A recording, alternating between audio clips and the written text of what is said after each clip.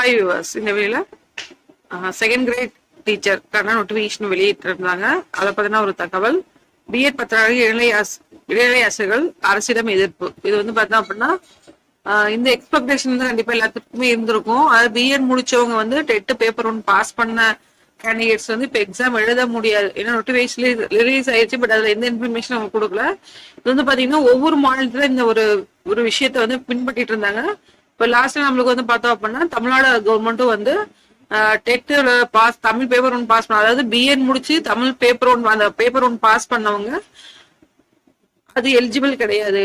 அதாவது teacher training முடிச்சுட்டு அந்த பேப்பர் ஒன்று பாஸ் பண்ணவங்க எலிஜிபிள் அப்படின்ற ஒரு தகவலை வந்து தமிழக அரசு பள்ளி கல்வித்துறை வந்து வெளியிட்டாங்க. இது வந்து பாத்தீங்கன்னா தமிழ்நாடு மட்டும் கிடையாது, பிற மாநிலங்களுமே வந்து அதை சுட்டி காட்டியிருக்காங்க.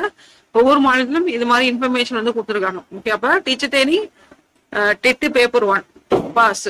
ஓகேங்களா. அதே மாதிரி யூஜிடிஆர்பி பாத்தீங்க அப்படின்னா உங்களுக்கு பிஎஸ்சி பிஎட் அந்த டெட் பேப்பர் 2 பாஸ் பண்றது. ஸோ இதுதான் வந்து இது.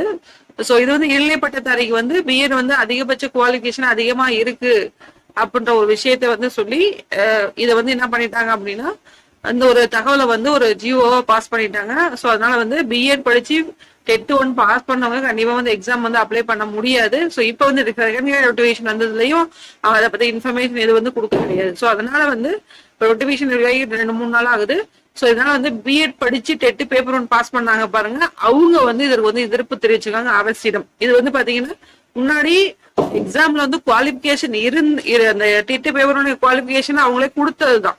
அப்படி கொடுக்கும் பட்சத்துல அவங்க வந்து கண்டிப்பா வந்து இது ஒரு குவாலிபிகேஷனா வந்து இருந்திருக்கணும். அதான் வந்து ஒரு கரெக்டான ஒரு விஷயம். ஏன்னா வந்து முன்னாடி டெட் பேப்பர் 1க்கு அந்த குவாலிபிகேஷன் வச்சிருந்தாங்க. ஸோ அதனால எல்லாம் அப்ளை பண்ணி இப்ப பாஸ் பண்ணியாச்சு.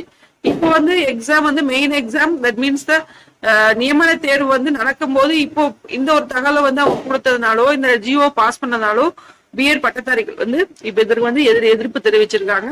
ஸோ இதோட ஃபைனல் கன்க்ளூஷன் வந்து பள்ளி கல்வித்துறை இல்லாதது அரசு வந்து என்ன இதற்கான முடிவை வந்து அவங்க எடுக்க போறாங்க அப்படின்றது தெரியும். நாளை மறுநாள் வந்து அதாவது February 14 வந்து இதுக்கான ஆன்லைன் அப்ளிகேஷன் வந்து ஸ்டார்ட் ஆகுது. ஓகேங்களா. ஏன்னா ஆன்லைன் அப்ளிகேஷன் போட்டு நம்மளுக்கு எப்படி இருக்கும் அப்படின்னா அப்ளிகேஷன்ல பிஎட்லாம் அதுல இருந்தா மட்டும்தான் அதை வந்து நம்மளால அப்ளை பண்ண முடியும்.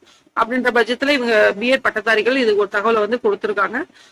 இந்த ஒரு தகவலுக்கு இந்த வீடியோ மேக் பண்ணது நன்றி, வணக்கம். தேங்க்ஸ் ஃபார் வாட்சிங்.